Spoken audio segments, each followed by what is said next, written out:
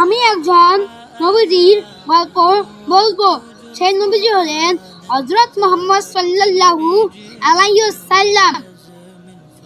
একদিন নবীজি সাল্লাল্লাহু আলাইহি সাল্লাম যখন নামাজ পড়তে যাচ্ছিলেন, তখন একজন বয়স্ক বুড়ি মহিলা তার পথে কাঁটা বিছিয়ে দিয়েছিলেন।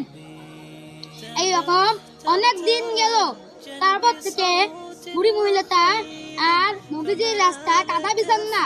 নবীজি সাল্লাল্লাহু আলাইহি সাল্লাম সাহাবাদেরকে জিজ্ঞাসা করলেন, আমার যখন নামাজ পড়তে গিয়েছিলাম তখন যে একজন বুড়ি মহিলা আমার রাস্তায় কাঁটা বিছিয়ে দিয়েছিল, এখন ওই বুড়ি মহিলা কোথায়? এখন কেন কাঁটা বিছায় না? তারপর সাহাবারা উত্তরে বললেন যে ওই বুড়ি মহিলা অনেক অসুস্থ।